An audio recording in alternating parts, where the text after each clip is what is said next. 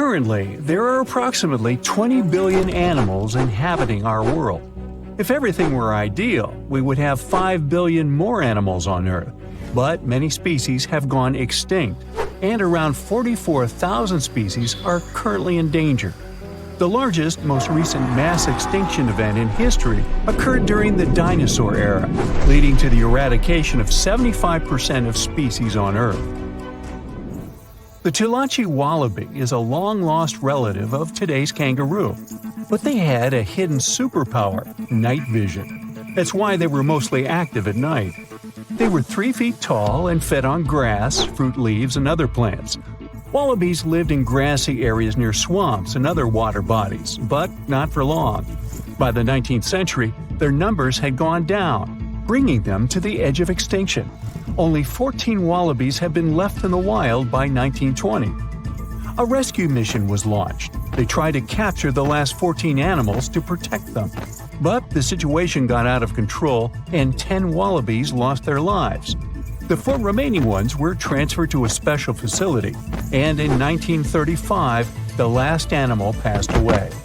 Only one picture of the Tulachi wallaby is left now. There were reports of the animal's sightings after that, but no proof was shown, and the creature was officially declared extinct in the 70s. Short-faced bears were a unique species that lived in North America, particularly Alaska. It was a massive bear, weighing around 1,500 pounds. When standing on its hind legs, it was around 12 feet tall, a whole foot taller than today's biggest beast in this family, the polar bear. This animal was different from today's bears because almost all of them are omnivores, except for polar bears. But this monster was solely carnivorous, which was the reason for their extinction. During the end of the Ice Age, many herbivores were gone, and those bears did not have enough food to survive. They were the Usain Bolt of the bear world, the fastest Bruins to have ever lived, reaching a top speed of 40 miles per hour, which is 5 miles faster than grizzlies. There are around 400 million pigeons in the world now.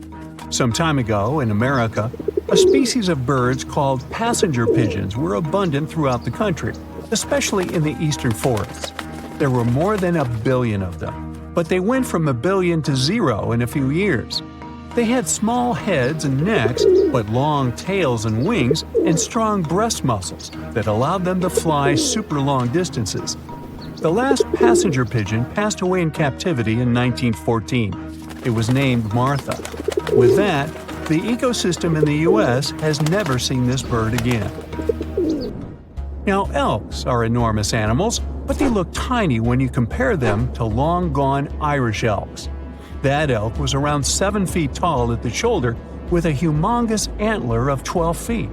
Today, elk are only 4.5 feet tall at the shoulder and have around 4-foot-long antlers.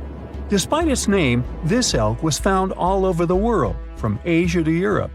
It got its name because, in Ireland near Dublin, researchers found a perfectly preserved specimen. Since then, it's been called the Irish elk. The last one passed away in Ireland. The main reason for their disappearance was their inability to adapt to changes. When the Ice Age ended, the elk could not survive and became extinct. Now, somewhere deep in the forests of Costa Rica lives the interesting-looking golden toad. It was discovered in 1966 in one particular spot where all toads would gather to mate. In 1967, a large population of this golden nugget was noted in that same spot. But the following year, only 10 to 11 toads were seen, and the year after that, in 1968, only one lonely male toad showed up at the spot. For years, there were searches for golden toads. In 2004, the toads were officially declared extinct. Humans were not responsible this time. The drought in the area in the 80s had a significant impact on the toads. Still, the last straw was the arrival of a new fungal species that caused the animal's skin to thicken, eventually leading to the toad passing away. This chytrid fungus is responsible for the extinction of more than 90 frog and amphibian species, becoming one of the biggest threats to their lives. Now, Canada is a very cold country, no surprise there. and nobody would expect tropical birds like parrots to live there. However, there was a parrot species that lived in America and some parts of Canada. I'm talking about the Carolina parakeet. Those were truly beautiful birds with orange-yellowish heads and green bodies. Their favorite rest spots were big trees alongside rivers. This parrot's favorite food was cocklebur seeds, which are poisonous to us, but the bird had no problem eating them. Also, they used the dangerous cockleburs as a defense mechanism. After they ingested loads of them, their meat became poisonous, and predators do not enjoy eating toxic birds. Carolina parakeets were abundant, there were millions of them. But since the Ice Age, their numbers had been gradually going down because of natural reasons, mainly temperature. By 1935, no such parakeets were left in the wild. Today's African lion had a much more prominent and notorious cousin, the Barbary lion. Those cats were mentioned in many famous old books. They were described as mean, terrifying beasts. It's believed that they were the largest lion species ever. Those big cats weighed around 600 pounds and were 9 feet from the head to tail. Unfortunately, this lion was declared extinct in the 90s due to many factors. Today, we only have one photo of this animal taken from a plane. Paradise parrots were native to Australia. They were genuinely amazing birds with captivating colors. What was unique about them was their nesting habits. They only nested in termite mounds. This parrot was always on the edge of extinction, and the reason for that is still unknown. Mice, rats, and other animals also hunted them, and it added fuel to the fire. The last bird was spotted in the year 1972. Since then, paradise parrots have only been seen in museums. The Gulf of Mexico was once home to Caribbean monk seals. This species of seals enjoyed spending time in the warm subtropical climate of the Caribbean. Most of the time, they were found near reefs and islands, foraging for food. Like most of us, they also loved sandy beaches and were usually seen in groups of 100 seals, resting before the next adventure. In the year 1886, monk seals were declared extinct. You can still see this animal in 2 museums. Both are located in the UK. As we all know, zebras have black and white stripes. But once, a zebra species had only half the body covered with brown and white stripes. The rest was just brown, and the belly was white. It was called the quagga. They lived in the southern part of Africa in grass fields and wet pastures, like today's zebras, and ate grass and other plants. The last quagga perished in 1888, but not all hope is lost. Today, extensive research is being done to bring this animal back into the wild. Australia is home to many outlandish animals, but the craziest ones are probably gastric brooding frogs. This species is not like your ordinary frog that lays eggs. They hatch their young inside their stomach and give birth by vomiting around 25 fully formed young frogs. Sometimes their stomach becomes so bloated that they have to breathe through their skin. 2 species of this frog were discovered in the northern and southern parts of Australia in the 1970s by Mike Taylor. A decade after their discovery, both species are gone. The main reason for their extinction is the chytrid fungus. Luckily for them, they're also part of a de-extinction program that's putting serious efforts into bringing them back into the wild. A pre-Christmas miracle happened near the mouth of South Africa's Chalumna River on December 22, 1938. Marjorie Courtney Latimer, the curator of East London Museum, was on her routine visit to the docks. She was checking if there were any unusual catches from local fishermen. Suddenly, she spotted a strange fin sticking out of a pile of discarded fish. Intrigued, she cleaned off the slime to reveal an incredible discovery.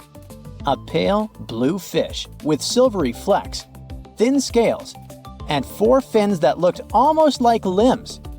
And it was huge too, 5 feet long, weighing about 127 pounds. Marjorie actually specialized in birds, but she had always been fascinated by the natural world, including the ocean. She didn't know what the fish was, but she had a feeling that it was something special. So she had the fish loaded into a taxi and taken to her museum.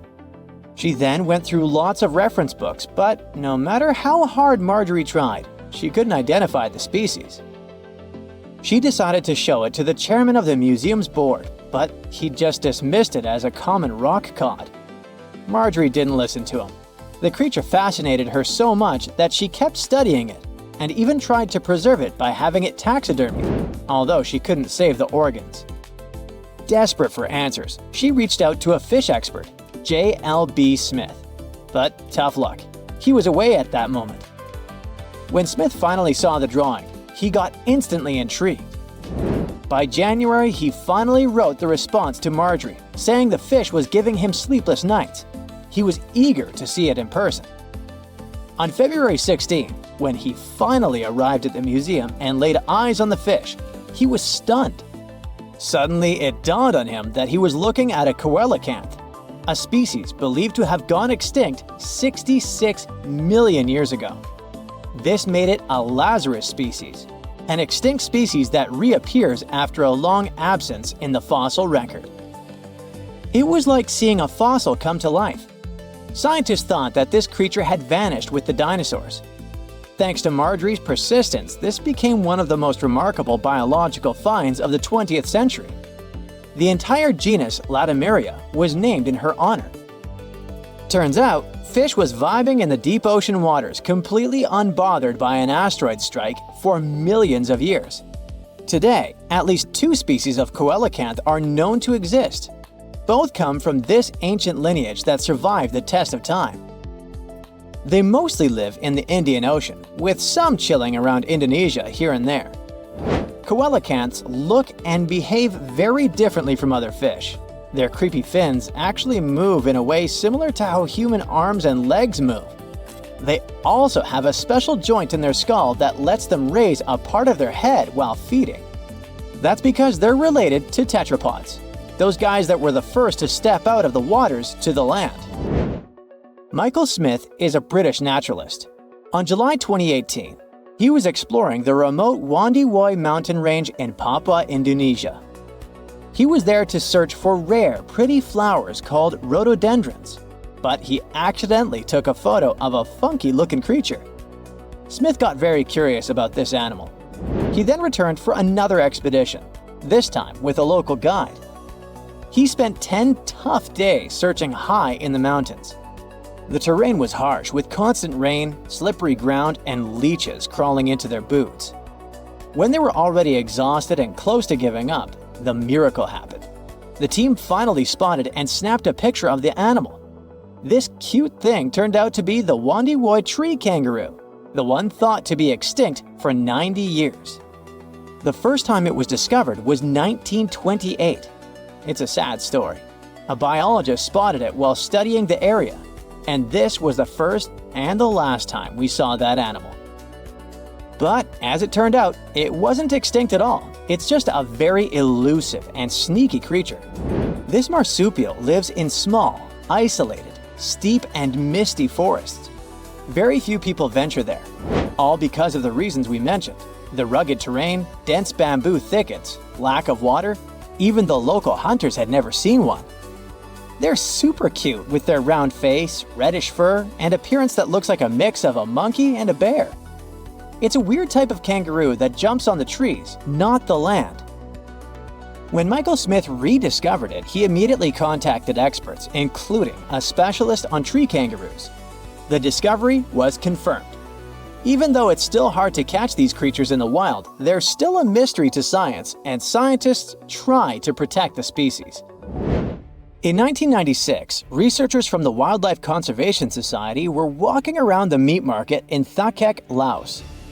Suddenly, they spotted a bunch of weird rats. Yeah, it may seem to be a common thing for a market, but those were no simple rats at all. At first, they thought it was a new species. They called this new rodent the Laotian rock rat. This animal was so different from other rodents that biologists wanted to place it in its own family. But in 2006, Mary Dawson and her team challenged this idea. They suggested that the Laotian rock rat might actually belong to an ancient family of rodents. the ones that were believed to have been extinct for 11 million years. In the same year, scientists finally captured and documented a live specimen. And guess what? Those were indeed those ancient rats. They didn't go extinct. They just preferred to avoid the spotlight and decided to go vibe in the limestone karsts of Laos and a small part of Vietnam. Turns out, the locals were even familiar with the rodent, regularly trapping it for food.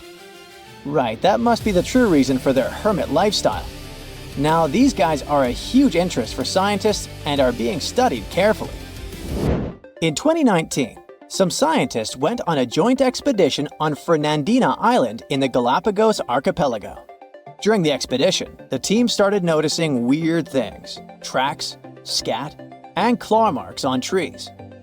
By following them, they suddenly discovered the culprit: a mysterious turtle that was sitting on a high elevation on the volcanic island.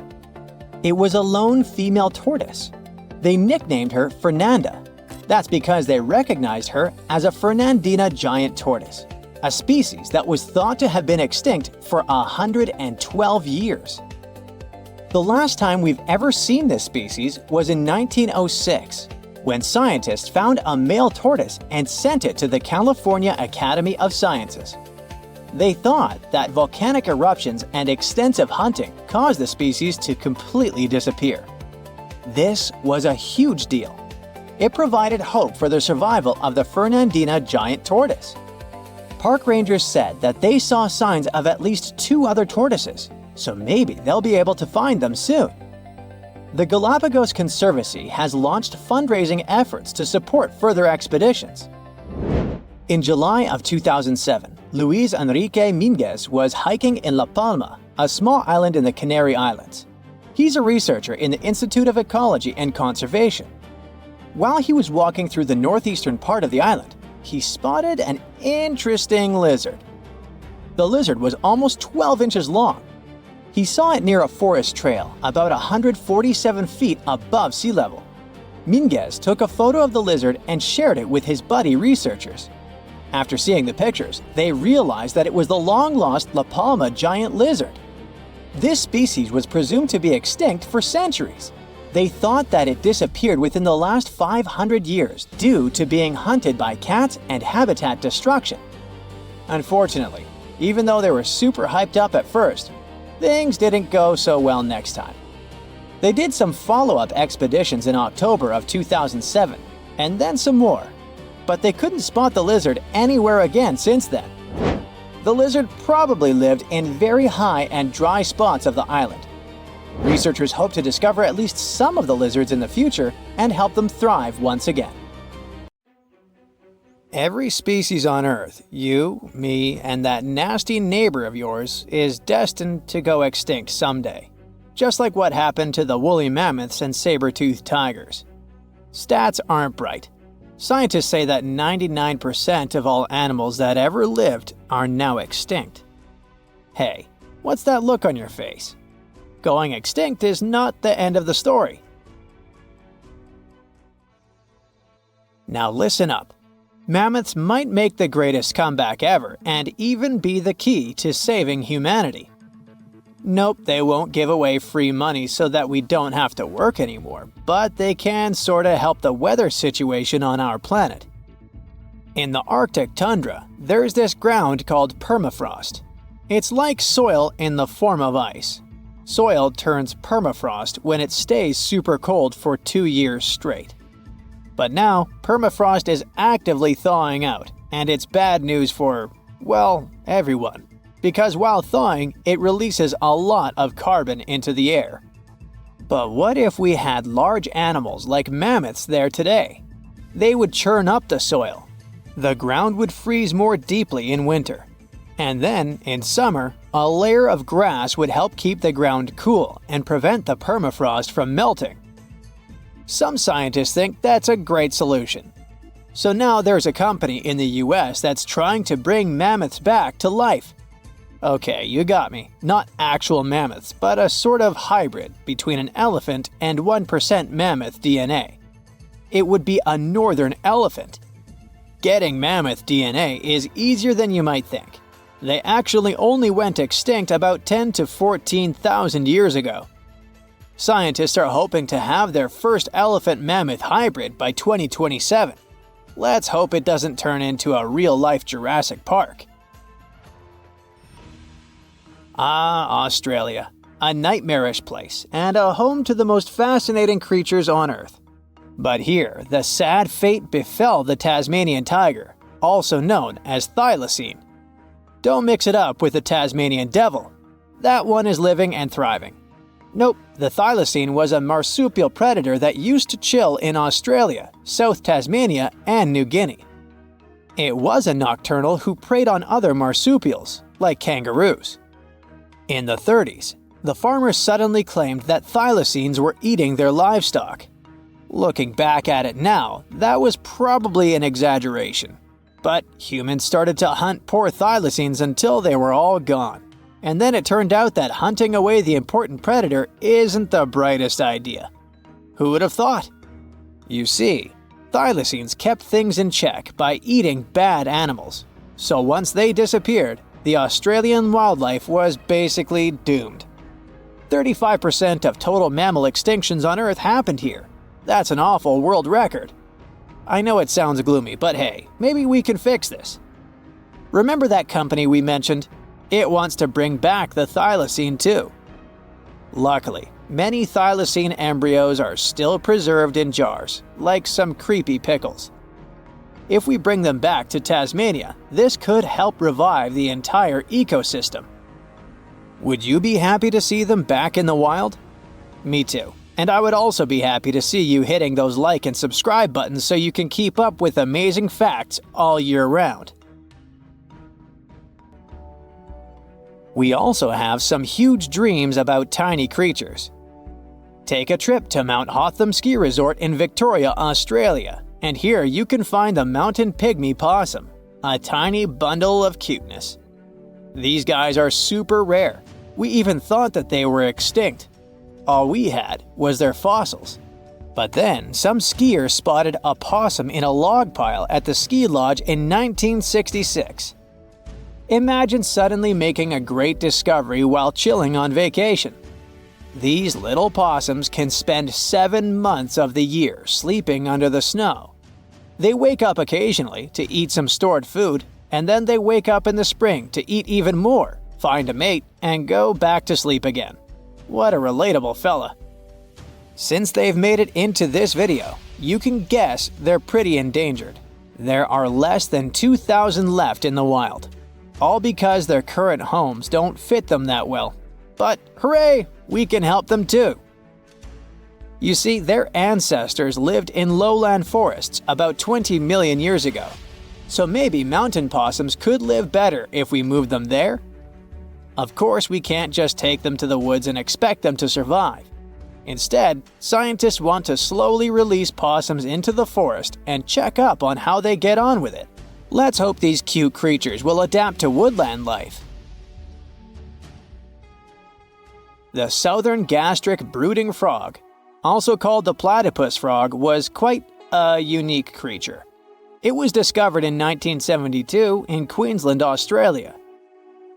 Back then, this fella shocked the scientists with its super weird birthing practices. Check this out. The mother frog swallows her eggs, turning her stomach into the womb. Then she doesn't eat at all for 6 weeks straight. I could never. Meanwhile, the tadpoles hatch in her stomach, start to grow, and eventually get so big that the mom literally has to breathe through her skin. And then she literally spews out her offspring left and right. Bleh. But this insane process is a great evolutionary achievement, which is why it drew everyone's attention. But the wonder didn't last long. By the mid-80s, all known species of these frogs vanished from their natural habitats. Why? We have no idea. There are many theories, but almost no evidence to back them up. In any case, over the years, these guys officially became extinct. But it all changed in 2013. Scientists started a groundbreaking project named the Lazarus Project. Now they want to resurrect these frogs to learn cool cloning techniques from them. Are you guys ready to copy their genetic preservation method? Yeah, me neither. But let's dive deeper. Literally go in the water. Meet the coelacanth. This creature lived in the oceans back when the dinosaurs roamed our planet, and didn't even notice the asteroids. These guys are the Methuselahs of the sea. They can live up to 100 years, and they don't even start thinking about leaving offspring until they're around 55. At least they've got plenty of time to live for themselves. We actually thought this creature had gone extinct about 65 million years ago. But then, the first Latimeria specimen was discovered off the coast of South Africa in 1938. Now they're known as living fossils. And these fish are enormous. They weigh around 200 pounds. They're also super stylish, with those lobe-fished paddles that make them look like disco balls. Oh, and they're great aerialists. Thanks to those versatile fins, they can even do headstands and swim belly up. The coelacanth is also a bit of a homebody. It's not very energetic and likes to live in underwater caves during the day, only coming out at night to snack on smaller fish and squid. Another animal who's literally me. Now we're trying our best to preserve this species, and I won't be surprised if it outlives us all. And finally, let's talk about the largest and most awkwardly looking flightless bird from New Zealand, the South Island takahe. The tale of the takahe started way back in the Middle Ages.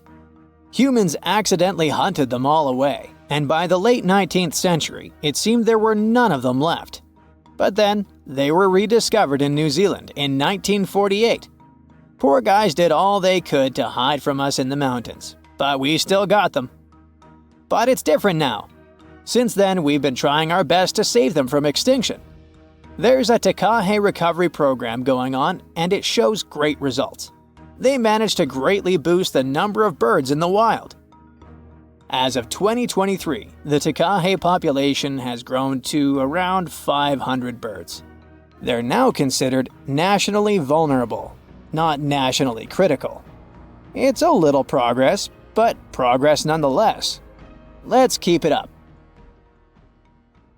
A piece of whale rib has recently been found in a North Carolina mine. Not a big deal, some might think. Hey, why can't a whale be a miner, right? But this fragment offers scientists a unique glimpse at the interactions between prehistoric sharks and whales from around 3 to 4 million years ago. The thing is, 3 tooth marks embellish the rib.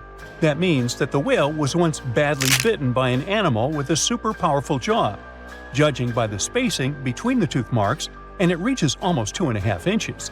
This animal could be a mega-toothed shark. I'm talking about the megalodon. Or it could be a different shark species which was around at that time. The curvature of the shark's jaw shows that the animal was relatively small, between 13 and 20 feet long. Yeah, small.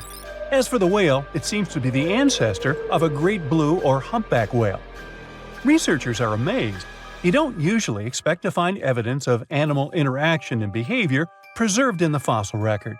After examining the sample carefully, they concluded that the shark must have gone away with a mouthful, but the whale had survived because most of the fossil fragment is covered with what is known as woven bone. It quickly forms in response to localized infection. Such bone isn't particularly strong, and later the body remodels it into compact bone tissue. But it takes time. The presence of this bone means that the healing was incomplete and the whale passed away 2 to 6 weeks after the unfortunate encounter. On the other hand, its demise could have been unrelated to the infection and injury. Only a handful of fossils show such kinds of interactions between ancient animals. You can often find bite marks on fossils indicating where the animal passed away and its carcass was scavenged. But this fossil is one of a few examples that not only show a wound inflicted by another animal, but also demonstrate that the prey survived. All fossils are exciting for paleontologists. Yes, they need to get out more. But some might look terrifying to regular people. For example, look at this picture of tentacle arms and octagonal-shaped heads. When it first appeared in mass media, internet users claimed that it was some ancient organism that had come from space. Others thought the story was fake. But in fact, both the picture and the fossil are real. The fossil is known as a mortality plate, a fossilized representation of a mass extinction event of one or several species. The fossil actually contains more than a dozen specimens of a type of marine organism called a crinoid. Despite their looks, crinoids were not plants but marine animals. This particular species lived deep underwater on the seafloor. Crinoids were related to starfish, sea urchins, and brittle stars. These creatures could attach themselves to the seafloor with stalks made up of flexible porous discs connected by soft tissue. The stalks were hollow, and that's where the animal's nervous system was located. Crinoids absorbed oxygen through thin-walled tube feet. The creatures usually reached the length of more than 8 inches and had 5 arms lined with leathery-looking tentacle-like structures. They fed on plankton and sloughed off organic material. Now, even though these fossil finds seem to be super exciting, few creatures in the fossil record confuse scientists as much as the Tully monster. This curious sea creature sported a toothy, trunk-like snout and eyes splayed out on a rigid rod. But the most bizarre thing? It has been impossible to classify. Researchers have been considering a variety of organisms, for example, segmented worms, swimming slugs, and primitive eel-like creatures, since the monster was discovered in 1966. Recently, they have even tried to connect it to some species of jawless fish with a backbone-like structure. A team of scientists from Japan has used high-resolution laser scanners to examine the anatomy of Tully monster fossils in 3D. They concluded that the enigmatic fossil might be an invertebrate after all, and still, the true identity of the creature remains elusive. In the 1950s, amateur fossil hunter Francis Tully found a ghostly imprint of a torpedo-shaped organism with a huge tail fin in the Mizon Creek fossil beds in Illinois. Tully had never seen anything similar to the torpedo structure. He took his find to Chicago's Field Museum of Natural History. Paleontologists working there were baffled as well. Since then, scientists haven't been able to determine where the creature fits on the phylogenetic family tree, or where they should spend Thanksgiving. In 1741, an explorer and captain named Vitus Johansen Bering led an expedition to map the coast of Alaska. The ship he was on got shipwrecked on what later became known as Bering Island, and they got hungry. Half the crew survived thanks to the discovery of an extremely large sea cow. With the meat of these animals nourishing them, the sailors managed to build a small ship from the wreckage and return home. On their way back, a scientist who was among them spent his time documenting the animals and plants they had found. The sea cow was particularly interesting because without it, the crew wouldn't have survived. These animals were more than 26 feet long and weighed around 10 tons. All sea cows are members of the order Sirenia, marine mammals more closely related to elephants than cows. The scientists described them as having black skin, a small head, and stubby forelimbs. Those sea cows floated on the water's surface, munching on kelp. After the information about these animals became widespread, sea otter fur trading expeditions made use of that convenient depot en route. Sea cows were docile and could be easily hunted. Long story short, within 27 years after the scientists mentioned those animals, they were driven to extinction. But it's not the saddest part. The fossil record reveals a much deeper and darker history. Fossils of sea cows have been discovered all over the world, from Japan to Mexico. It means that the animal once thrived in the vast kelp beds around the entire North Pacific Rim. That small population discovered by the expedition was probably the last remains of a once much larger and way healthier population. More likely, Aboriginal hunting had already reduced the numbers of these animals to near extinction levels, and the final blow came from Western hunters. The living close relatives of those ancient sea cows are rarely hunted today. Still, they're under threat of extinction themselves. To some, this amazing fossil might look a bit disturbing. Slaves' lentils are fossils that belong to animals called nummelites. They lived and thrived in a warm, shallow sea covering part of Egypt around 40 million years ago. The name nummelites hints at the fact that larger specimens resemble coins, and in Egyptian folklore, they're even referred to as angel's money. These creatures have a simple, single-celled structure, which contrasts with their super intricate skeleton. Look at this series of spiral overlapping whorls. Each whorl is divided into countless tiny chambers. Nummelites can grow to be 4 inches in diameter, and still, they are the fossils of single-celled animals related to amoeba. How and why did they grow to be so large? The reason could be their symbiotic relationships with other smaller organisms. In the case of modern species, such symbionts are tiny golden-brown single-celled algae called diatoms. The shells of nummelites are relatively transparent, and since they're flat, there's a large surface area for the light needed for the diatoms to photosynthesize. For some reasons, scientists are still debating about them. The presence of plant symbionts in animals dwelling in the sea encourages the growth of a calcareous skeleton in hosts. So, the gigantic size of the nummelites in Egypt could be due to their close relationship with symbiotic diatoms. Does that make sense? Fun fact: a species of nummelites evolve very fast, and their fossils change from one layer of sediments to the next. So, the limestone used for the pyramids of Giza are so packed with such fossils that it's known as nummelitic limestone. This limestone also contains 2 kinds of nummelites, the smaller slave's lentils and the larger angel's money. But those are not different species, but rather different stages in the life cycle of a single species. Now, this bad boy was the size of a husky and could maybe pass for one, except it didn't have any fur and was a top predator with extra long, blade-like canine teeth. Ooh, charming. Meet the earliest known saber-toothed animal to have ever lived. It roamed the Earth well before the dinosaurs. Scientists made the description of this creature based on its fossils found on the Spanish island of Majorca in the Mediterranean Sea. About 200 million years ago, none of us were around then, the very first true mammals appeared, and they lived right alongside the dinosaurs. But if we trace the family tree of mammals even further back, we'll find an ancient group called Therapsids. They didn't look like mammals we have today, but they had some key features that would eventually help define mammals. For example, Therapsids had special openings on the sides of their skulls for jaw muscles, and parts of their jaw bones would later evolve into the tiny middle ear bones that all mammals, including you, have today. So, the new discovery is what might be the oldest known Therapsid fossil. The fossil, which doesn't have an official species name yet, belongs to a group called Gorgonopsians. Those guys are more closely related to mammals than they are to any other living animals. Some of them were as small as cats, and others were as massive as polar bears. Gorgonopsians had some very mammal-like traits, like different types of teeth for different jobs. But unlike mammals, these ancient predators kept replacing their teeth, even their giant saber-like canines, over and over during their lives. Hey, that would be handy. Until now, the oldest Gorgonopsian fossils we knew about were around 265 million years old. But this new fossil is even older, dating back between 270 and 280 million years.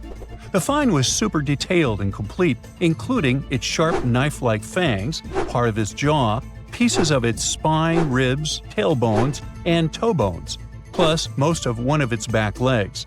Even though the creature's skull wasn't complete, the scientists think it was about 7 inches long, and the animal itself would have been around the size of a medium-large dog, weighing between 66 and 88 pounds. But other than that, it didn't really look much like a dog. Even though it had some lizard-like features, calling it a lizard dog is totally wrong. Mammals and reptiles do share a super ancient ancestor from about 320 million years ago, but their evolutionary paths split a long time ago. When the newly found creature was alive, the island of Majorca was right in the middle of the gigantic supercontinent Pangaea. Back then, this area went through super wet and super dry seasons. Scientists have always wondered if major moments in mammal history happened in tropical places like this, but we just didn't have the right fossils to prove it. Now, with the discovery of the oldest known Gorgonopsian in Majorca, the missing pieces of the puzzle are coming together. It looks like some huge steps in mammal evolution could have happened in low-latitude environments we haven't explored much yet. The so-called gap in the fossil record might just be because paleontologists weren't looking in the right spots. Our hero of the day wasn't the only cool guy rocking the planet before dinos settled in. Over 500 million years ago, the weirdest predators to have ever existed ruled the oceans. The name is a bit tricky to pronounce, so I'm not going to. Okay, it's Anomalocaris, but it just literally means unusual shrimp. This creature looked nothing like anything alive today. Scientists think it was the first true apex predator, the orca of its time. Anomalocaris was massive for its era, as it grew up to 3 feet from its sharp grabbing arms to the tips of its tail fins. For a while, everyone thought trilobites were its go-to meal, but new research shows it wasn't strong enough to crack open trilobite armor. So instead, it was a speedy, agile hunter with awesome vision, and it often picked off soft-body animals that zipped through the open water. Now, another really cool creature from pre-dino times is a fish that could walk on land. Tiktaalik lived in marshy rivers that looked a lot like today's Amazon rainforest. It could grow up to 9 feet long, and it found its prey in rivers and inlets like a modern-day freshwater crocodile. It had a flexible neck and even some early versions of lungs, and thanks to them, it could survive both in water and out of it. Why fish like Tiktaalik started moving toward land about 395 million years ago is still a bit of a mystery. Around that time, the ancient supercontinent called Gondwana was drifting closer to the land that would become North America.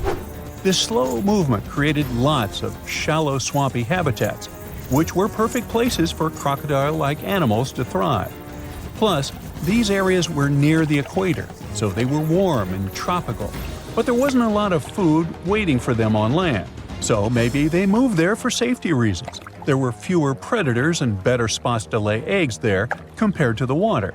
Creatures first adapted to living in open water, then shallow water, then marshes and river edges, and only after a long, slow transition did they finally step fully onto land. Now, how about a millipede the size of a small car and weighing as much as a large dog? This beauty lived over 300 million years ago in what is now England. Back then, during the Carboniferous period, Earth's atmosphere had way more oxygen, over 26%, compared to today's 21%. Scientists used to think the high oxygen levels were the only reason these creatures could get so big.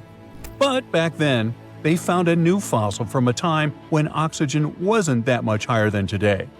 They discovered it purely by accident, when a boulder split just right and revealed one of the most complete and largest giant millipede specimens ever. This one could have lived not just in swampy areas, but also in open woodlands filled with tasty seeds, nuts, and maybe even small animals. There's a chance that this beast wasn't a slow, plant-munching crawler, but a predator that would snap up whatever it could find. After dominating the Earth for about 45 million years, the giant millipedes eventually vanished.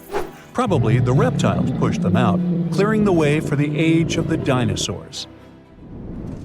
Now, in case you ever wondered what would happen if you crossed a polar bear with a saber-toothed cat, here's the answer.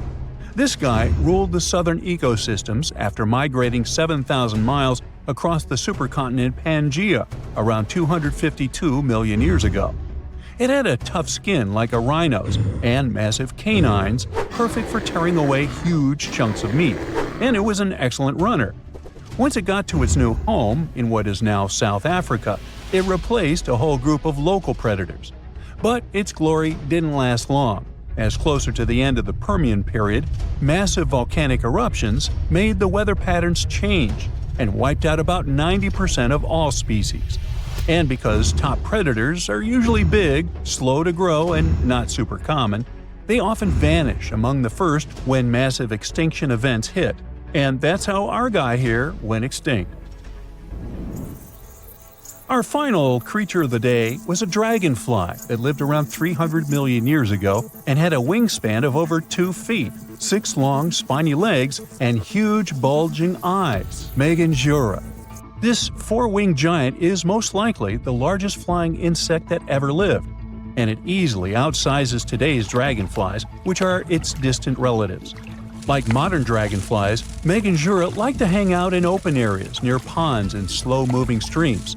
But unlike today's dragonflies, it wasn't just catching tiny bugs. This guy was likely the top predator in these open spaces. It used the spines on its legs like a flying trap to snatch prey out of the air, including other flying insects, small amphibians, and even lizard-like creatures. Scientists found the first fossils of Meganjura in 1880 in the coal-rich rocks in France. The fossils were incredibly well preserved and showed off the detailed vein patterns in their wings. Scientists think Meganjura grew so huge because it didn't have much competition from vertebrates, and the air back then, during the Carboniferous period, had a lot more oxygen than it does today. Dinosaurs, big ancient bugs, creepy spiders, and scary insects are all cute animals compared to the monsters that lived on Earth about 500 million years ago. For example, here's a creature that swam in the water like a stingray and had 3 eyes. Its mouth was like a pencil sharpener. 2 long claws with forked tips like pincers protruded from its head, and its gills were somewhere in the back. This is not a thing from a sci-fi movie. This is Mosura. Its remains are preserved in excellent condition.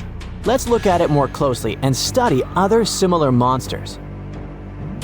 The Cambrian Explosion. Remember this name. This period is also called the Biological Big Bang, the time when a huge number of different living creatures began to appear in the ocean, large, small, and tiny. The ancestors of almost all modern animal groups were most likely born during the Cambrian Explosion, which lasted from 541 to 485 million years ago. It was a time when the first truly effective and terrifying predators appeared on Earth. One of them was Mosura. It's only the size of an index finger, but you would never want to meet such a creature while swimming in the sea. It's scary to imagine what it could do with its pencil sharpener-shaped mouth. And you probably wouldn't be able to hide from it because, come on, it had 2 eyes on the sides and 1 big eye on its forehead. Mosura belonged to a group of arthropods. Scientists called it a sea moth since it reminded them of a moth. This thing used a flap-like apparatus similar to wings to float in the water like a stingray. This monster was quite creepy, but its appearance may seem familiar because it's a distant relative of modern spiders, crabs, centipedes, and moths. Scientists found several 506 million-year-old Mosura fossils, but unlike many other similar finds, these ones have been preserved in excellent condition. The found fossils showed sharp claws, a toothy jaw, and large gills in the tail section. Some parts of the fossil were so clear that they revealed the details of the creature's internal anatomy, including parts of its nervous and circulatory systems and digestive tract. It had jointed limbs like those of modern insects and crustaceans. When this monster swam in the sea, it probably grabbed its prey with long spiked claws sticking out of its head. Many Mosura relatives have claws covered with multiple spikes, which help them grab food. But that ancient creature had smooth claws forked at the tips. That is, it grabbed the prey with those tongs, using them like chopsticks, and then brought it to its mouth. Of course, this is an assumption, and nobody saw how this creature actually did it.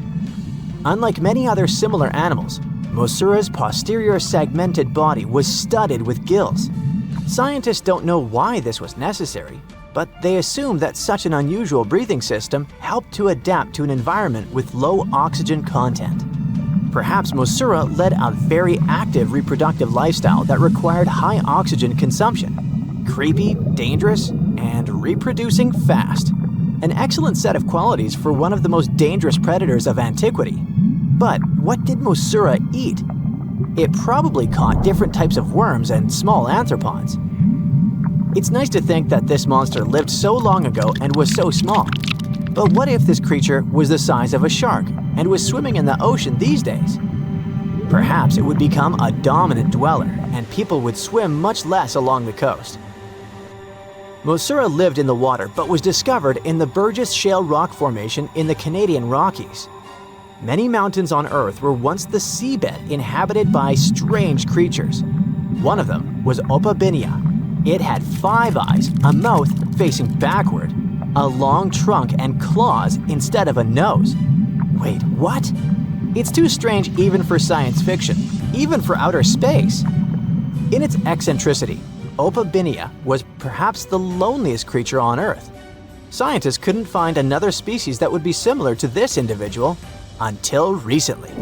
Meet Eutorora. It seems to belong to the same species as Opabinia. Its inch-long body was divided into 14 to 15 furrows. Each of them ended in a pointed flap. Opabinia had the same body, but it's unlikely that both monsters were friends. The difference between their timelines was several million years. It's hard to imagine why these monsters needed such strange body structures. Why haven't modern filmmakers used the design of those animals to create cool space monsters yet? Okay, they were creepy creatures, but what about weird and kinda useless ones? Scientists have discovered Su, a legless creature with no head turned inside out. Huh? This 444 million year old creature was found in South Africa, north of Cape Town. They called it Su after the discoverer's mother. In fact, it's some kind of new arthropod species that may have lived in low oxygen waters. This creature was turned inside out, and the outer shell with the legs and head was lost. Thanks to mineralization, muscles, tendons, and even Su's intestines were preserved on the fossil. It's a great success to find such detailed remains of an ancient creature. However, scientists still can't determine the evolutionary history of this species. They're sure that it was a primitive marine arthropod. Okay, we can see that 500 million years ago, Earth was filled with creepy monsters, which fortunately are now extinct. But what about trees? Were they the same as we see now? Or was there something else? Something creepy? Oh yeah. Scientists have discovered a new kind of living organism similar to a tree or a mushroom. It was gigantic and had a very minimalistic design. Meet the Prototaxites. It's basically just a big stick with a round end poking out of the ground. It was smooth, didn't have the usual tree bark, and looked more like a mushroom without a cap. But scientists have recently found out that it wasn't a mushroom at all. Prototaxites probably belonged to a previously unknown branch of life. Prototaxites is considered to be the first giant organism in the history of the planet that lived on land. It existed about 420 to 375 million years ago during the Devonian period. It was the time when plants began to spread across dry land, forming large forests. Over time, they began to grow leaves and form roots in the ground. Then, the first seed plants appeared. The real colonization of land began. The first arthropods, such as centipedes, arachnids, and other unpleasant creatures, began to walk among those forests. Meanwhile, the water was filled with a huge biodiversity. There was a giant supercontinent on the planet, and smaller parts began to break off it. During this period, Prototaxites towered over the land. Some of these things reached 26 feet high and 3 feet wide. It's like a 3-story house and as thick as a palm tree. But what was it? A plant? A mushroom? Algae, perhaps? Scientists discovered them in the middle of the 19th century, but only in 2007 did they conduct chemical analysis. Research showed that it was most likely a giant mushroom, but in 2025, scientists refuted this conclusion. It turns out this may have been an unknown life form that existed separately from the kingdom of fungi, animals, plants, and protists. Scientists noticed that the inner part of Prototaxites consisted of a number of tubes. There are similar tubes inside mushrooms, but the tubes of that ancient living thing branched and joined differently. They even had a different chemical composition. The main building block of mushrooms is chitin. But the Prototaxites contained chemicals similar to lignin, a substance found in the bark of trees and other plants. And its anatomy differs from the structure of any other organism known to us. What were they doing on Earth? Just chilled and enjoyed the bloom of life? Did they produce some kind of fruit, like a banana with eyes and claws? Scientists don't know. What if it was something that was brought to Earth from outer space? What if they were flowers planted by another civilization? What do you think? Ooh, from giant spiders to venomous snakes, we all get freaked out by Australian creatures. Yeah, me too. But newly discovered fossils show that things were way more dangerous 120 million years ago, when this land was completely ruled by massive razor-clawed megaraptors. Yeah, I'm glad I wasn't around then. These dinosaurs were about 26 feet long and walked on two legs, just like the famous T-Rex. They were fast, fierce hunters, with a superpower: their hug. Yep, their massive, muscular forearms had huge curved claws, perfect for grabbing and holding onto prey. Uh-oh. They would wrap their arms around their poor victims, just like a hug, and trap them with no chance of escape. And even though their teeth were quite small, they were still sharp enough to rip through flesh. The first time we heard about megaraptors was in the late 90s, when a paleontologist discovered their fossils in the region of Patagonia, Argentina. Since then, no one has ever found a complete skeleton, only fragments. But probably the most important one yet was uncovered in Australia at the beginning of this year. Researchers were exploring Victoria's stunning coastline when they stumbled upon megaraptor fossils. First, they spotted bones from its lower legs and a few vertebrae washed up on the beach. Even though they were working with just a couple of fragments, a deeper analysis confirmed that these belonged to a megaraptor. And not just any megaraptor, it was the oldest one ever discovered. This discovery gets even more exciting because it adds weight to the theory that these dinosaurs might have originated in Australia. But we already knew that they roamed the land down under since early 2023, when researchers found the top of a megaraptor skull in the country. So let's rewind a bit. We first found their remains in Argentina, right? Right. But then, years later, researchers found fossils of the same family of dinosaurs on the other side of the world, in Australia. If the ones in Oceania were older, how did these creatures end up in South America? Of course, they didn't fly there. They didn't cross continents by swimming either, although there is a theory that they could swim. Remember, we're talking about the dinosaur era, which happened millions of years ago. And back then, Australia and Argentina were actually pretty close. Basically, they were one.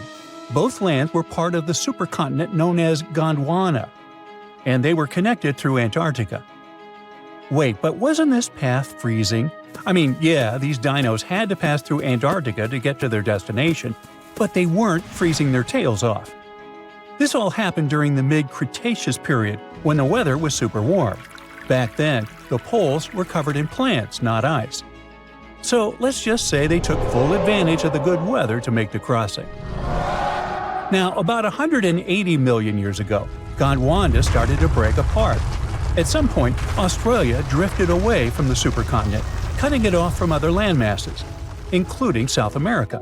That's why the same dinosaurs showed up in completely different parts of the world. Mystery solved. Now, let's get back to that recent discovery. The researchers didn't just find a few traces of megaraptors on the beach. In total, they uncovered 250 dinosaur bones at the site, but only 5 of them were really important.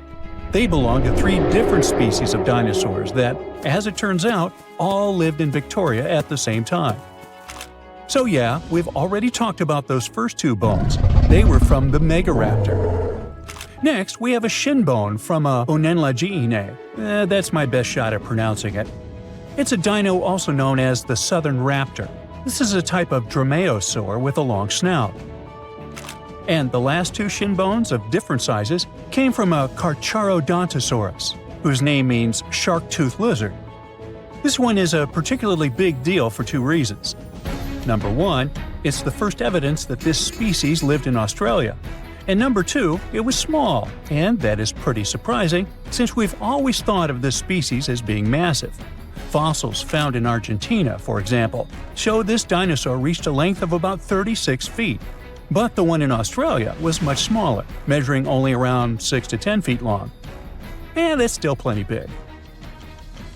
Basically, what we're saying is that the way predators were ranked in these 2 parts of the world was completely different. In South America, Carcharodontosaurs grew to massive T-Rex-sized giants, towering over megaraptors and dominating the landscape. But in Australia, it was the complete opposite. There, huge, powerful megaraptorids roamed the land alongside smaller carcharodontosaurs. So the predator dynamic was different. And all of this just shows how unique the ecosystem in Victoria was back then. Although isolated dinosaur bones have been found in Western and South Australia, most of the fossils come from the eastern part of the country, like Queensland. And there, researchers dug up something really rare – a well-preserved dinosaur skull. The study shows that this bone belonged to the fourth discovered specimen of Titanosaur. This group includes those massive long-necked dinosaurs. They look like the Brachiosaurus, but some of them were even bigger, reaching 120 feet long. The skull, discovered in 2018, belongs to this guy, whose pronunciation is above my pay grade, and the research points out that it roamed the Earth around 98 million years ago. Thanks to this find, scientists were able to recreate for the very first time what its face might have looked like. Probably after checking out the illustration, they thought, hey, it looks a lot like its cousin. They were talking about another species of Titanosaur, this other unpronounceable guy. And guess where they used to live? Yep, in Argentina. So, this research also supports the theory that dinosaurs crossed between South America and Australia during the mid-Cretaceous period. Now, this wasn't the only secret buried in Queensland, though. In 2024, researchers working there discovered the fossilized remains of a new species of pterosaur, about 100 million years old. These creatures were the first vertebrates that could actually fly, existing alongside dinosaurs. They were massive, powerful predators, with wingspans of up to 36 feet. But these remains belong to a new species within the pterosaur group, which they have named Hakuna Matata, or something similar. Compared to their cousins, they were on the smaller side, with a wingspan of about 15 feet. Still, that's bigger than a snowy albatross, the largest flying bird we have today. This species of pterosaurs were terrifying beasts, flying over the ocean to hunt for prey. Once they spotted their victim, they'd snap open their 60-centimeter jaws, filled with sharp spike-like teeth, and, well, I guess there was no escaping that. The last incredible discovery we're talking about today also comes from Queensland. For over 20 years, students walked past a plain-looking rock at Biloela State High School completely unaware that it held 66 dinosaur footprints, and they date back about 200 million years. These prints were made by a group of these Latin-named guys. They were small dinosaurs with 3 toes on each foot, and it seems like they were all over Queensland around that early Jurassic period. The rock they found at the school worked like a snapshot, giving us a better idea of what these dinosaurs were like and how they behaved. After taking a closer look, researchers found that the footprints came from 47 individual dinosaurs. This group was probably walking along or maybe crossing a waterway when their footprints got marked in the white clay. And the study also discovered that they were likely moving at less than 4 miles per hour at the time. So we only discovered those marks in Australia. But fossils of the same species found in other countries showed that they had these long legs, a big chunky body, short arms, and this tiny head with a beak. But honestly, they don't sound as scary when you realize they only ate plants. Whew. It all started out as an ordinary working day for Gary Johnson, who was driving his excavator at a quarry in Oxfordshire. He was clearing the clay when, all of a sudden, he hit a bump. It turned out to be a huge footprint, and no animal from today could have possibly left it. Then, Gary noticed another huge footprint, just 10 feet ahead, and then another one. He soon realized those could be dinosaur footprints. And he was right. There were a total of about 200 huge footprints from 166 million years ago, or the middle of the Jurassic area, crisscrossing the limestone floor. Scientists started digging at the location in June 2024. The longest trackways they found are around 500 feet long. It wasn't the first major discovery in the area. Back in 1997, they found 40 dinosaur tracks nearby while digging in a limestone quarry. This time, the team took 20,000 photos of the new prints and made 3D models using flying drones. In total, there were 5 pathways at that site. 4 of them were made by sauropods, which were huge plant-eating dinosaurs that walked on all 4 legs. Their footprints kind of look like giant elephant prints, only way bigger, because these dinos could grow up to 60 feet long, about 2 times as long as a London bus. The 5th track might have come from a megalosaurus, a carnivore. Its footprint looks like the kind you'd see in a cartoon. It's called a tridactyl, which means it has 3 big, clear toes. Hey, just like me. Kidding. Unlike previous dinos, these guys could walk and even run on there too. Back then, the area they lived in was like a warm, shallow lagoon, and these dinosaurs squished through the mud, leaving their footprints behind. The footprints can help us learn how fast the dinosaurs moved, how they walked, how big they were, and what kind of environment they lived in. You can't learn all that from bone fossil records, which makes this discovery super important. Scientists think that a big storm helped save the prints in such great condition. It could have dumped a lot of mud on top of them, keeping them safe from being washed away. Just several months after the Oxfordshire discovery, scientists found over 260 matching dinosaur footprints more than 3,700 miles apart on different continents, in Brazil and in Cameroon.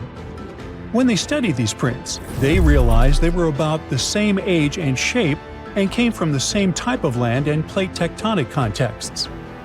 Northeastern Brazil and what is now Cameroon in Africa is one of the last tiny land bridges where dinos could cross between the landmasses freely before the continent of Gondwana broke away completely, around 120 million years ago.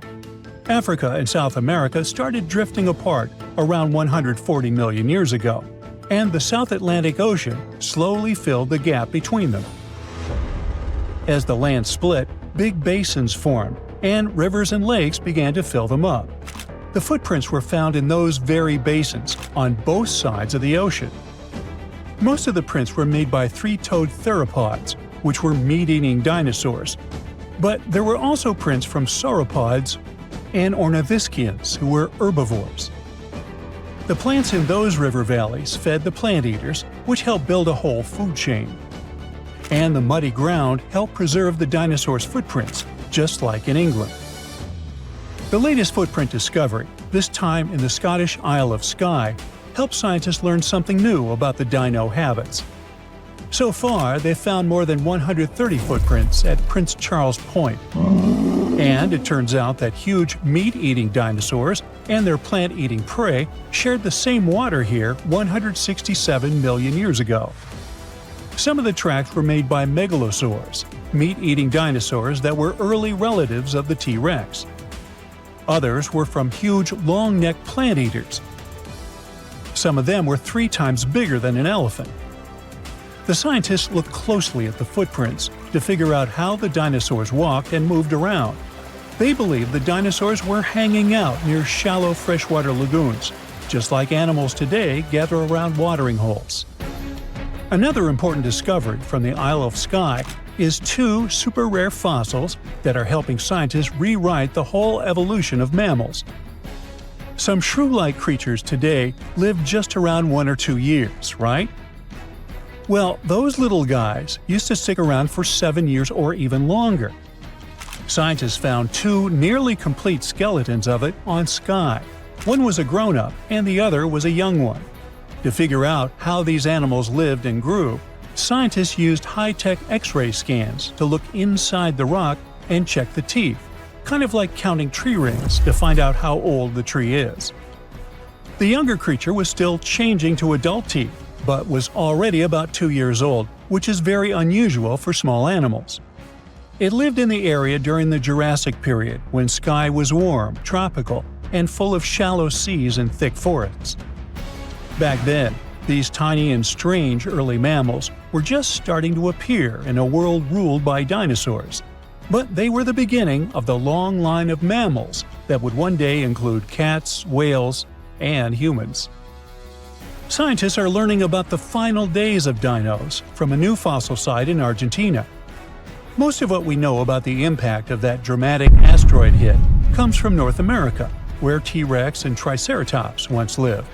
But now, we get to see what happened further south. The team of scientists working in a local quarry found bones from hadrosaurs, which are pretty rare in South America.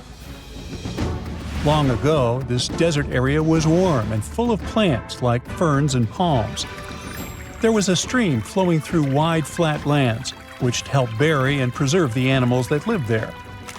Back in 2020, scientists were exploring the area when a paleontologist found a dinosaur foot bone.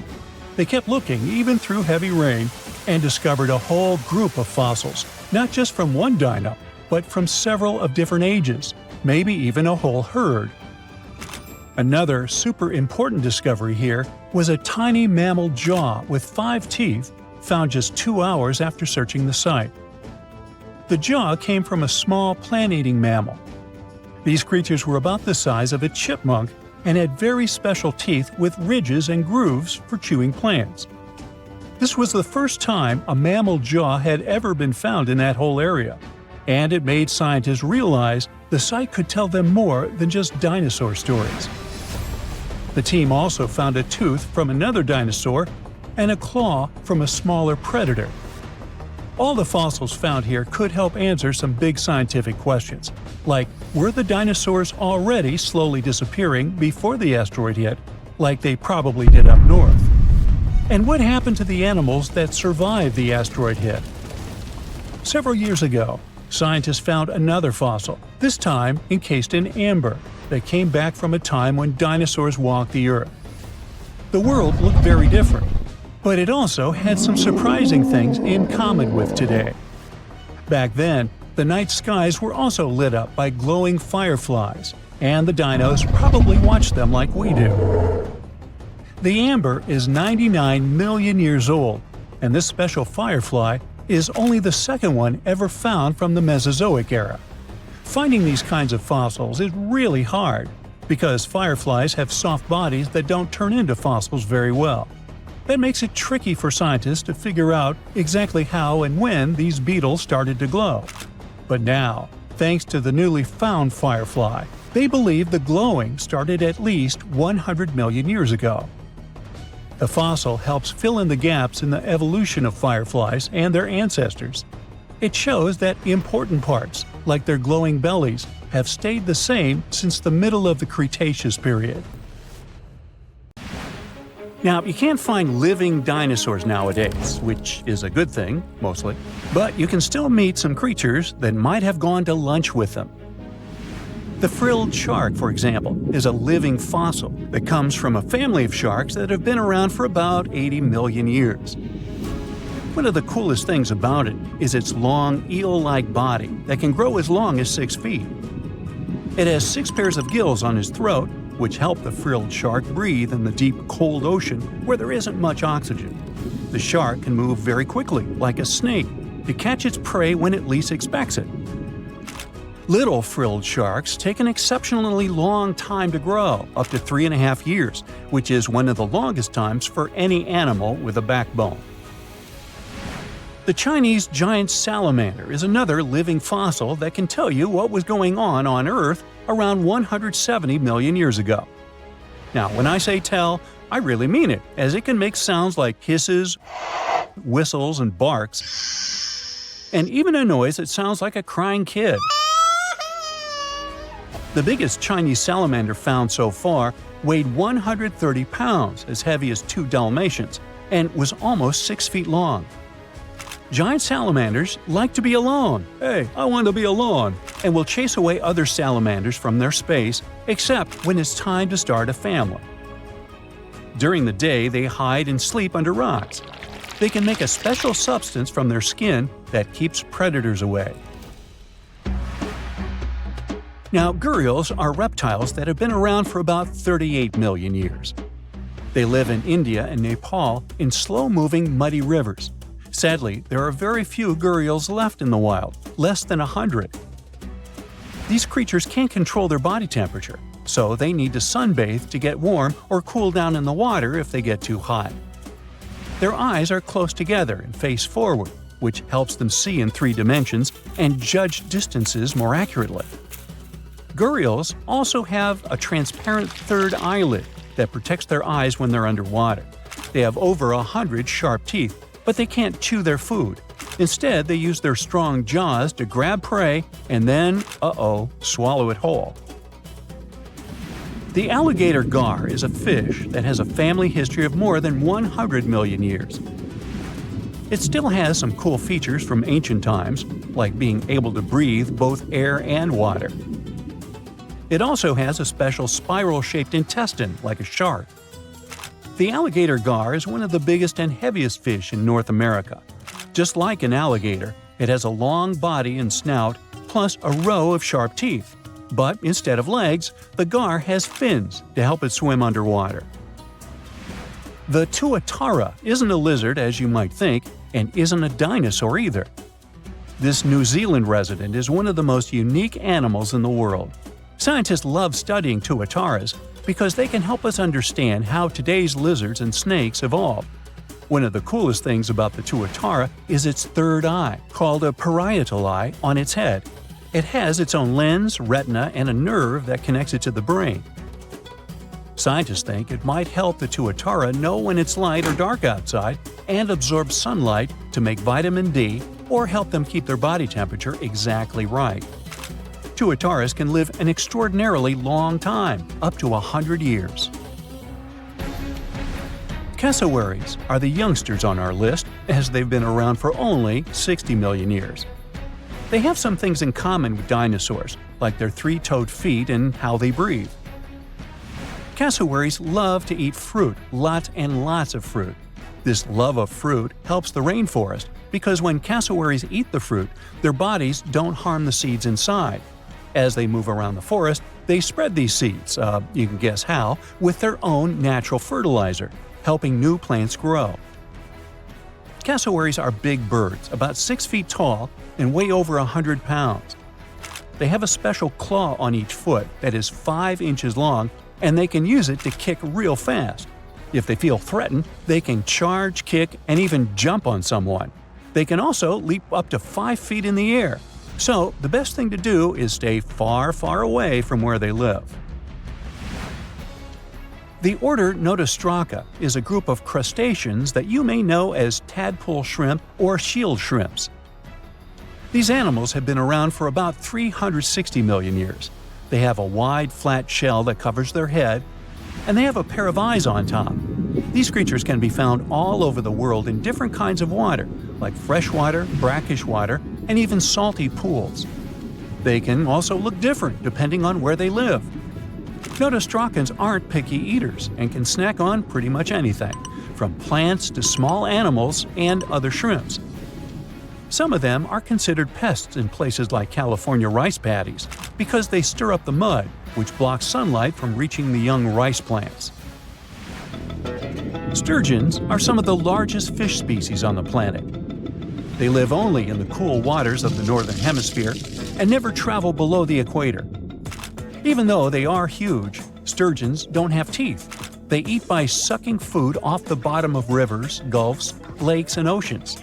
Scientists believe that sturgeons came from a group of fish that first appeared around 419 million years ago, long before dinosaurs even existed. Their ancestors survived a big extinction event that wiped out 90% of all species and went on to become the largest fish in many rivers in North America and Eurasia. Sturgeons can live up to 100 years old or even older. Female sturgeons can lay up to 3 million eggs at a time, but not all of the eggs eventually turn into real fish. Our next hero, the Pacific lamprey, has successfully lived through at least 4 mass extinctions. Its ancient ancestors evolved over 450 million years ago. These creatures have cartilage instead of bones and a third eye, which is a special light-sensing organ on top of their heads. Instead of a regular jaw, they have a mouth surrounded by teeth. They latch onto prey and sup up body fluids like real underwater vampires. And although he wasn't living underwater, the story goes that King Henry I of England might have lost his life because of a lamprey. The English monarch loved this fish so much that he defied doctors' orders to stop eating its flesh. He got sick every time he'd have it, but the lack of bones and the unusual taste made the royal fall in love with it. As a result, he got some scary symptoms from eating lamprey and eventually passed away. Can you say clueless? The elephant fish, also called the Australian ghost shark, has been on Earth for around 400 million years. Even though they're related to sharks, they aren't actually sharks. Instead of bones, their bodies are made entirely of cartilage. These fish have a special shiny tissue in their eyes that can make their eyes look like they change color from yellow to green. Elephant fish can be pretty tough and will fight back if they feel threatened. They like to be alone and usually don't hang out with other fish. Horseshoe crabs also deserve the title of survival champs, as they've been around even before dinosaurs, since 450 million years ago. 4 species are still roaming the ocean from Maine all the way to Mexico. Horseshoe crabs are more like spiders than ticks than they are like real crabs. They have 9 eyes, plus extra light sensors near their tails, so they can see really well. They breathe underwater using flap-like gills near their belly, and sometimes they use these gills to swim upside down. Every spring, when the tide is high, these creatures come up to the beach at night to mate and lay their eggs, and you can see hundreds of thousands of them. Now, if Earth's history were a movie, we humans would only take up the last second of the end credits. Our planet has been around for about 4.6 billion years, but our human story began about 300,000 years ago, in Africa. Now our ancestors had some wild adventures in nature. They could have run into creatures so big they'd make today's elephants look like puppies. The woolly mammoth is a pretty famous animal, sure. His cousin, though, the Columbian mammoth, not so much. This giant used to roam places from Canada all the way down to Mexico. Unlike the furrier woolly mammoths, which hung out in colder places, these animals had shorter hair, resembling huge elephants. They also had incredibly large tusks, like 12 feet worth of spiraling sturdy tusks. And they weren't just for show, they came in handy when facing predators. That includes our ancestors. If you think about sloths these days, you're picturing these adorably slow creatures. They couldn't possibly be in your list of most dangerous animals. Well, their grandparents might have. For starters, we call them ground sloths, and they vary a lot in size. Some were as big as rhinos, and others, like the Megatherium, were as colossal as elephants. Imagine seeing a 20-foot-long sloth which doesn't mind chewing on some meat every now and then, at least in theory. Ever heard of Bigfoot? Well, our next animal kind of looks like him, but is a distant cousin to orangutans. Meet Gigantopithecus, the largest primate to ever call our planet its home. Standing tall at 10 feet and weighing more than 600 pounds, these animals were amazing to look at in real life. Unlike Bigfoot, they weren't constantly hiding. In fact, it's believed they were peaceful and gentle creatures.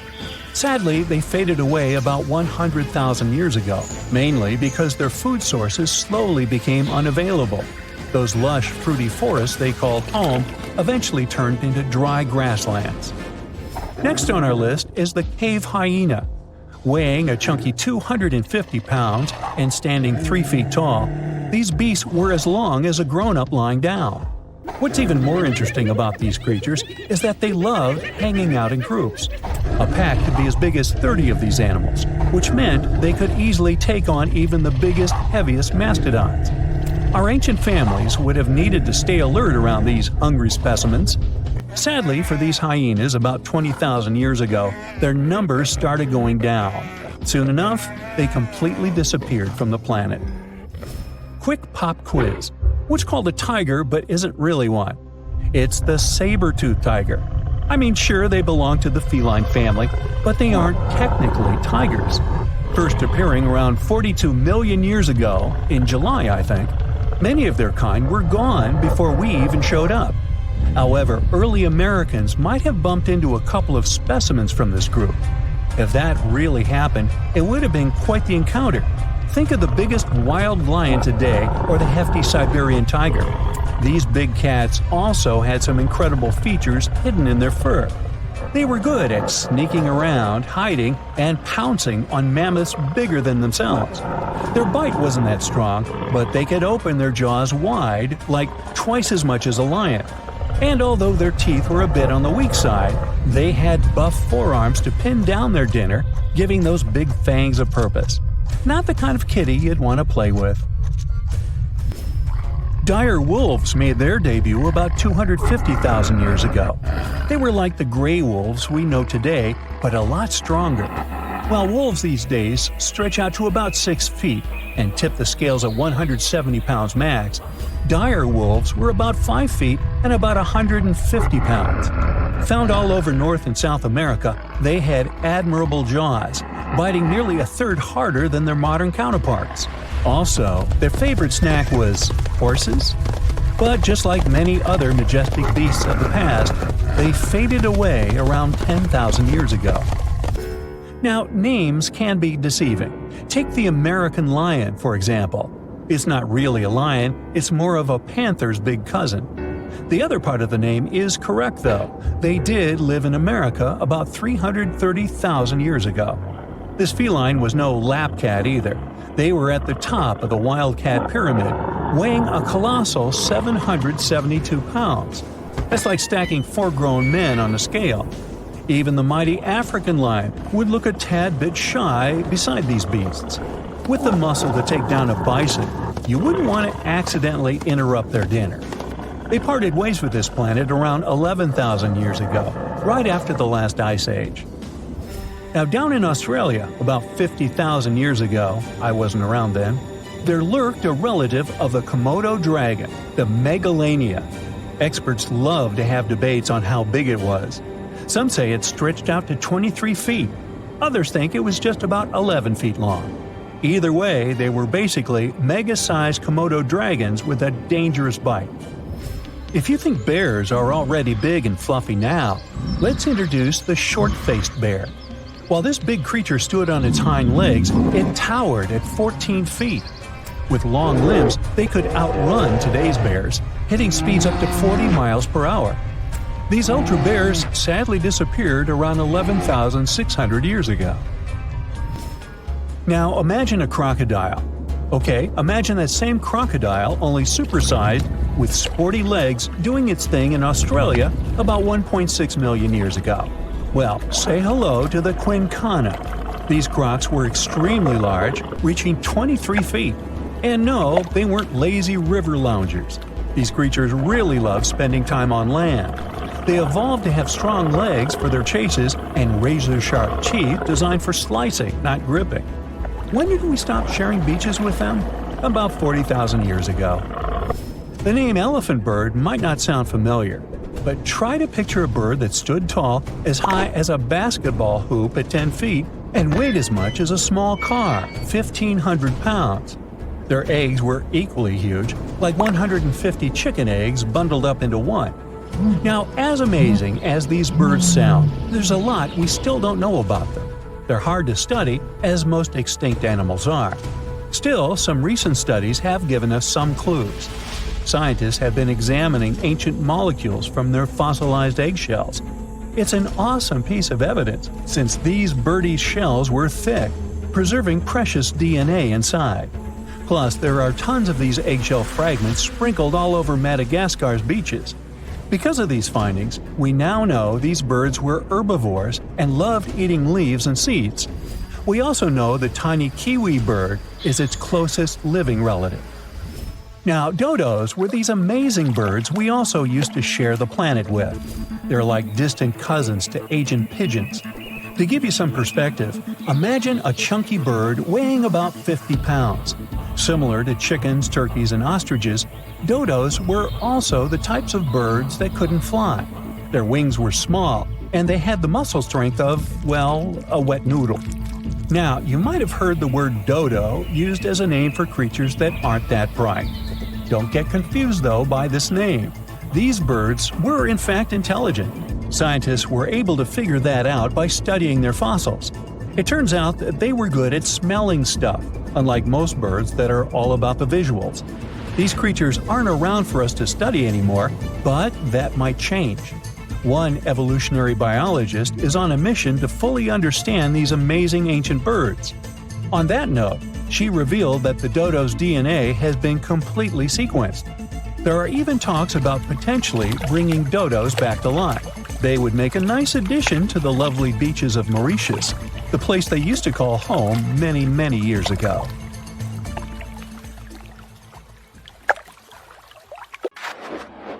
Boom! An explosion of supersonic waves, interplanetary heat, dust, fumes. The Earth's atmosphere has been invaded by a cosmic rock the size of Everest. A few seconds ago, this rock, weighing trillions of tons, was hurtling towards Earth. It could fly from New York to Anchorage faster than you could fry yourself an omelet. This monster's name? The Chicxulub Incident. Epic name, right? 66 million years ago, it crashed into the Earth. Back then, dinosaurs ruled the planet, but not for long. The epic collision took place in modern Mexico, in the Yucatan Peninsula, right near Cancun, where the dinosaurs were vacationing. Well, probably not. Still, the huge space rock hit the ocean, but even all that water couldn't stop the inevitable. The collision caused a huge amount of energy to be released. The horror on a planetary scale had begun. Imagine a mini-sun lighting up the surface of the Earth with tsunamis the height of the Statue of Liberty bursting from the epicenter of the watery impact. Not good. The blast blew through the surface of the Earth. It was as hot as an oven and burnt everything in its path. The impact provoked a colossal earthquake and serious volcanic activity.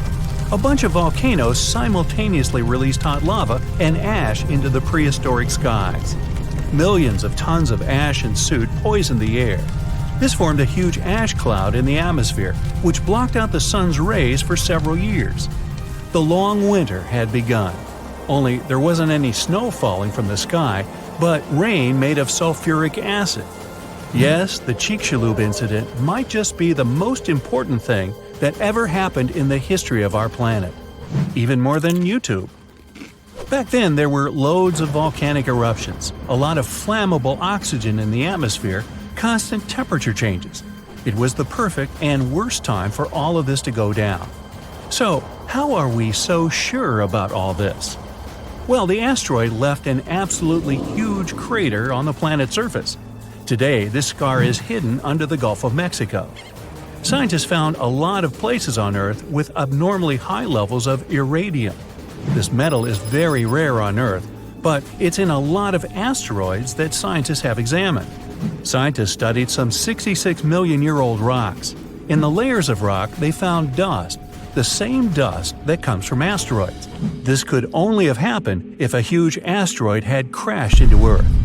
The catastrophe led to the extinction of not only the dinosaurs, but also the asteroid. It was so hot at the point of impact, part of the asteroid just disappeared. A lot of water vapor and carbon dioxide shot up into the atmosphere. But the biggest problem, sulfur. It got kicked up by the asteroid impact and flew up into the air. These tiny sulfur particles blocked out a lot of the sun's rays. Without the sun, a lot of plants disappeared and the climate eventually got colder. The immense heat turned stones into glass. Scientists call these things tektites. The energy of the impact threw them up into the skies. After a short flight, the tektites fell down to Earth. But it wasn't pretty. Rain fell too, only instead of drops of water, you'd have seen hot glassy fireballs. They bombarded the planet's surface for days. The tektites set fire to everything. Scientists found evidence of this all over the world, not just near the collision site. But a lot of things from back then are still a mystery. Some scientists think that Chicxulub wasn't even an asteroid. It might have been a comet. Asteroids are mostly made of stone and metal. Most often they kind of look like a potato. A comet contains rock, metal, and ice. Comets look like dirty cosmic snowflakes, complete with ammonia, methane, and carbon dioxide. Comets sometimes come from the Oort cloud. It's a huge cloud of ice and debris around our solar system. From time to time, comets break free from the pack and head towards our sun. According to scientists, this special comet flew right past Jupiter. The gravity of that huge planet accelerated the comet even more. It flew towards the Sun, gaining more and more speed.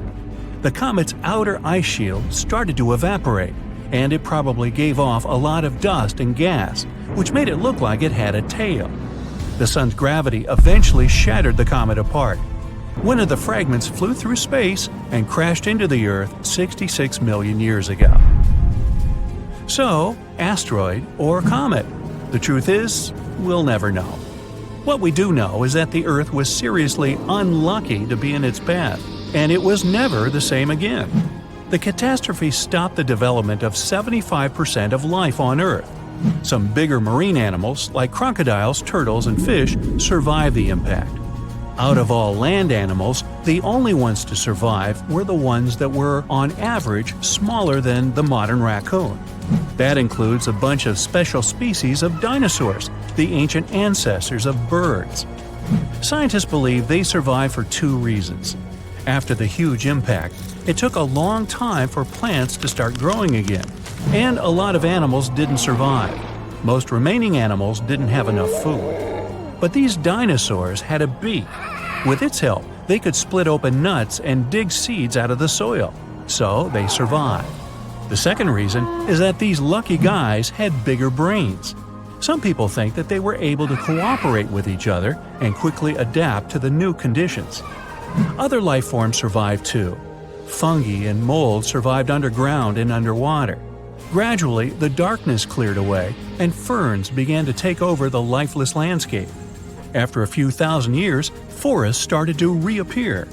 The animals that survived were pretty much all inconspicuous and small creatures. They lived in burrows, safe from all that hot ash. Before the collision, mammals had lived in the shadow of dinosaurs. But with all the dinosaurs suddenly gone, things were about to change. Mammals were able to take over. They began to dominate life, at least on land. Back to the moment when everything changed. Turns out, it wasn't the size of the asteroid that made it so powerful. It was more about the angle in which it hit the Earth. If the angle of impact had been different, the dinosaurs might have even survived the catastrophe. So, what would that have looked like? Well, let's travel back, way back. Oh no, there's a giant asteroid heading for Earth. Oh, wait, never mind, it missed. Whew. There are plenty of earthquakes, tsunamis, and volcanic eruptions every day, but dinosaurs don't mind that much. No big deal. Fast forward a few million years, and most of these ancient lizards have changed and are now unrecognizable. Thanks to a couple of ice ages, many dinosaurs are now totally covered with feathers to protect them from the cold. Mammals exist, but they're few and far between. You see a lot of bats in caves. There are tons of rat-sized rodents in the forests. During the day, they hide in the undergrowth or in burrows. At night, they go out in search of food. There are no horses, no elephants, or other large mammals. Why become large and eatable when there are so many dangerous reptiles with huge fangs around? There are no whales in the sea. Parrots, hawks, and pigeons are nowhere to be seen. But pterodactyls 2.0 whiz past you constantly. Some are about the size of a helicopter, while others are no larger than a swan. There are plenty of primates, but they're in no hurry to climb down from their trees and walk on two legs. No venturing out into the savannah, no evolution into Homo sapiens. In this alternate reality, open spaces are very dangerous. But then again, so are forests and trees. Nowhere is safe. To get some delicious primate treats, many smaller dinosaurs learned to climb trees. This was already happening back in the Cretaceous period, right before that huge asteroid just missed Earth. Whew, that would have been an epic collision. Dinosaurs have grown wiser since that near miss. Some are even as smart as a modern chicken. A large brain uses a lot of energy, and that's not always a good strategy for survival. Safer to keep brains small and keep making those teeth bigger and pointier.